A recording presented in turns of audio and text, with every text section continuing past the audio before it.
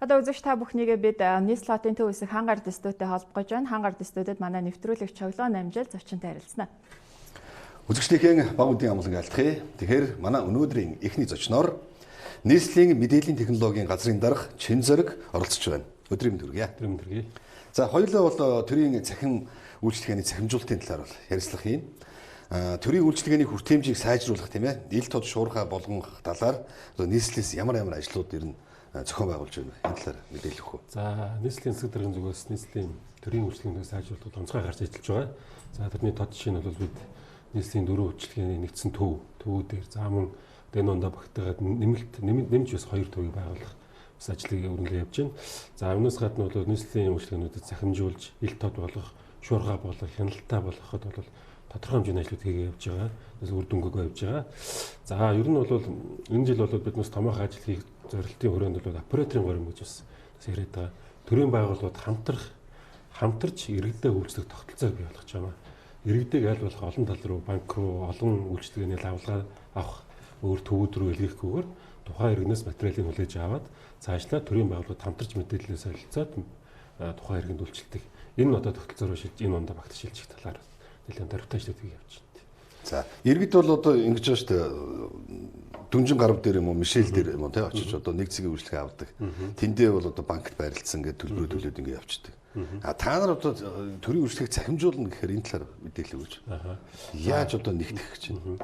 За ерөөхдөө бол цахимжуулахын гол даваа тал нь бол за та нийслэлийн үйлчлэгийн нэгдсэн төв дээр очиход тодорхой хэмжээний бичгээр хэмжээтэй авчиждаг. За энэ магадгүй та төрийн байгууллага дээр очиж нэг тодорхойлт авдаг тий. За эсвэл нэг төрийн байгууллага дээр очиж дахиад нэг лавлгаа авдаг. За нэг банк ороод заавал нэг мөнгө 30-40 минут авалж ийж мөнгө тушаагаад ирдэг тий. Тань та бол нэг өөрөө мэдээлэл зөв хэрэгсүүлээ явдаг. Яг үнэндээ.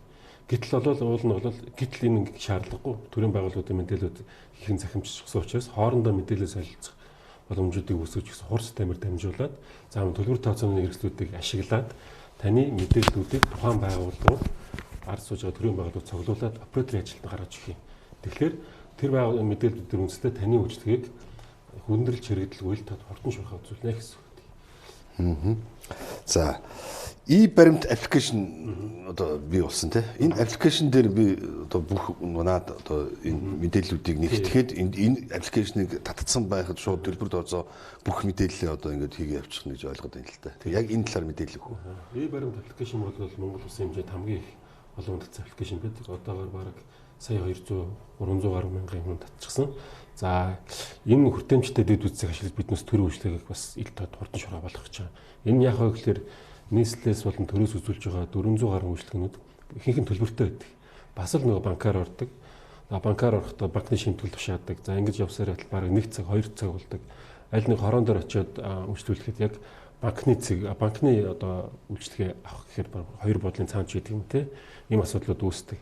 За тэгэхээр бол энэ асуудлууд биднээс баримт аппликейшныг ашиглан төрийн бүх төлбөр тооцоонуудыг оруулах тийм ажлыг хийж байгаа. Нийслэлийн бол төрийн нийслэлд үзүүлж байгаа эхний байдлаар 90 гаруй төрийн үйлчлэгийн төлбөр тооцоог баримт ашиглан баримт аппликейшн ашиглан одоо төлөх бололцоог үдэс нээж гэж байгаа. За таны утсан дээр одоо яг баримт аппликейшн татсан байна. Та манай зориулаач үзүүлэх үү үзэж.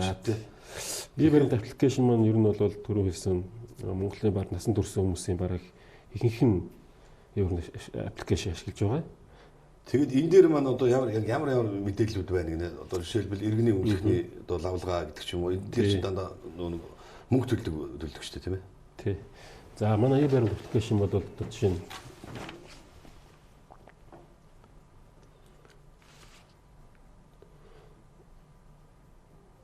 за энэ дээр бол техникийн хэлчин тусын бүртгэлийн 39 төрлийн үйлчлэгээний одоо төлбөр төлөх боломж нэгдсэн байна. Тэгээс иргэн бол энэ аппликейшн өөрөө бүртгүүлсэн байгаа. Миний эргээс тэр хоог нэр бүх үйлчлэгээ те. Ороод одоо жишээ нь за би гадаад улс төрийн мөнгө шахсан юм аа. За иргэний үйлчлэгийн давлгааны мөнгө шахсан юм аа гэд тухайн банктай манай баримт аппликейшн холбогдчихсан байдаг. Тэгэл банкнаас төлчихнө гэсэн үг.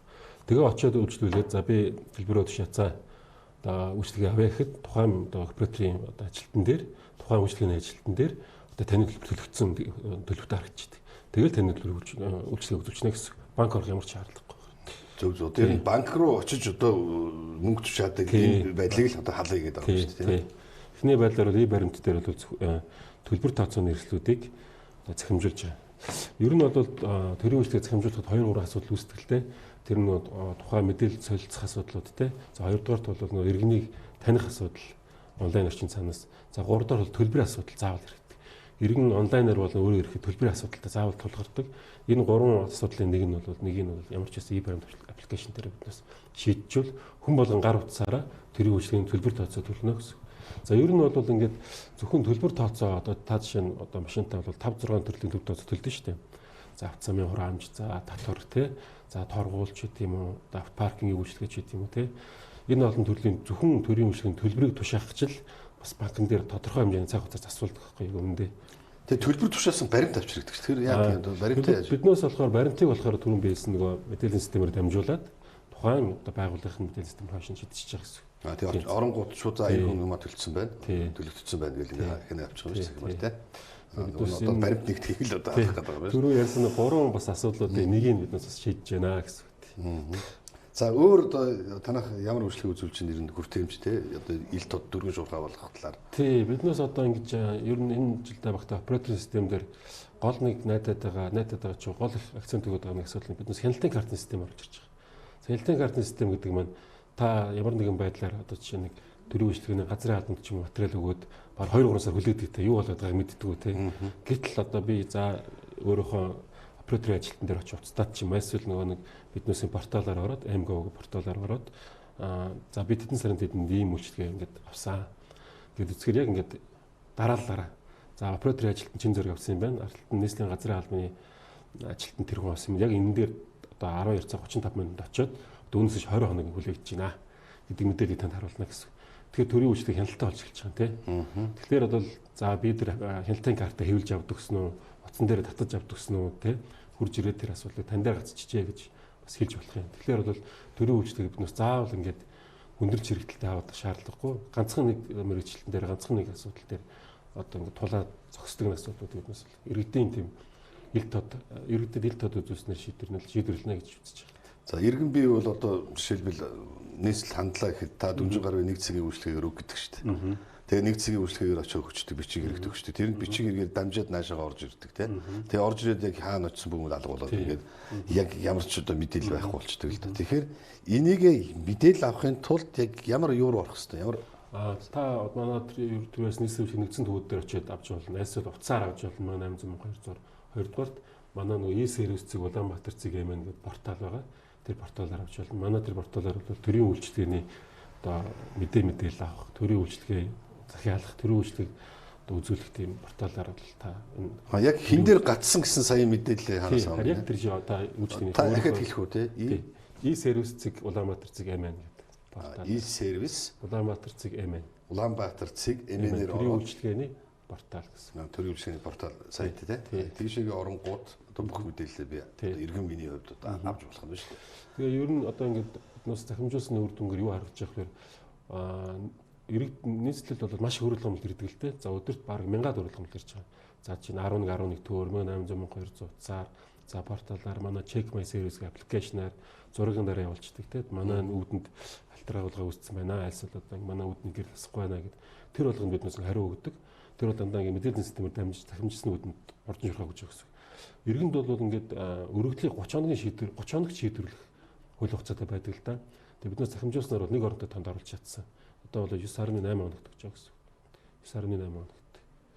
Тэгэхээр энэс юу ярих гэдэг вэ гэвэл төрийн үйлчлэг захимжуулснаар бол ил тод хурдан шурхаа болт юм аа л гэж хэлж байна. За та тэр нэг ярилцлах цаг өндөрлж байна. Бас богино хугацаанд тодорхой сайхан мэдээлэл өглөө. Тэгээд өөр одоо яг ямар үйл ажиллагаа хийж эхлэх гэж байна. Цаашлаа бас нийслэлчүүдэд хандаж байсан хэлмээр байна. Биднээс одоо эх жил нийслэлийн засаг даргын хөлбөрт өгдөг аюулгүй хот төслийг хэрэгжүүлэх хэрэгтэй. За энэ дээр биднээс үлгэх маш их анхаарал тавьж байгаа. Сүүлийн 2 жил нийслэлд тавьсан бүх камеруудыг шалгаж, бүх камеруудыг одоо стандартын дагуу болгох журмуудыг нийслэлийн засаг дарга баталгуулж, за өчигдөрхөн бас нийслэлийн иргэдийн хурлын төлөөлөгчдөөр шинэ камер тавиул ийм стандарттай байх юм аа.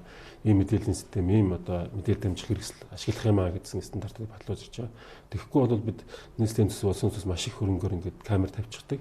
Нэг өдөр ажиллаад маргааш нь ажилтдаг юм асуудлуудыг өндөгдөд явж идэг. За хөгжингүй хотуудын одоо биднээс технологиг ашиглаж, одоо мэдээллийн технологиг ашиглаж эрхжил бол тодорхой төсөв шийдэж чадах юм бол нийслэлийн сошиализм гэсэн 65%-ийг камержуулах. за тодорхой мэдээж судалгаа харуулаад 40% гэмт хэрэг багасна гэсэн тийм төлөвлөгөөтэй тийм нэлээд том ажлыг хэрэгжүүлээ явуулчихсан. За хоёрдугаар бол бид энэ төгжрлийг шийдэх нь бол бас технологийн асуудлуудыг за авцгсуулын асуудлуудыг бүгдийн төлбөртэй болгох ч гэдэм үү. За хоёрдугаар нь RFID нэг төгжрлийг технологийн асуудлуудад шийдэх боломжуудыг эрэлхийж нэлээд ажлууд хийж байна. Тий төгжрөл ярьлаа л да. Одоо бол өнгөсөндөө утаа бол ерөнхийдөө багасаад маш сайхан байна нэс шүү таатай. Төгжрлийг одоо шийдчихвэл энэ бол одоо бас өндөө бол одоо ажиллаж амьдрахад таадаа гой сайхан орчин бүрдэх гэдэг л да. Төгжрөл гэхдээ яг ганцхан нэг салбарын асуудал биш л дээ. Мэдээж одоо боловсролын асуудлууд те одоо нэг хүүхдээ өргөжих гэж биднээс бараг 2-3 км явдаг, 5 км явдаг ч гэдэм юм. За хоёрдугаарт биднээс бол ажилдаа явахдаа хүн болгон заавал нэг машин унаад хаач хамаагүй дураараа тавьчихдаг ч юм уу те. Энэ асуудлуудаас л бүгд шалтгаалж байгаа. Тэгээд одоо биднээс нэг цахаас нь аваад аль болох ингээ шийдэхээр явж л байна тий. За баярлалаа. Ингээд та бүхэн амжилт хүсье. Эрхэм үзэгчдээ манай өнөөдрийн эхний зочноор нийслэлийн мэдээллийн технологийн газрын дарга Чин Зориг оролцож төрийн үйлчилгээний цахимжуулалтын талаар тодорхой мэдээллүүдийг хүргэлээ. Баярлалаа. Хангаар дэстүүд үзэгч та бүхэн нэвтрүүлэг чоглоон амжил төрийн үйлчилгээний цахимжуулалттай холбоотой мэдээллийг өгч зочинтой харилцлаа.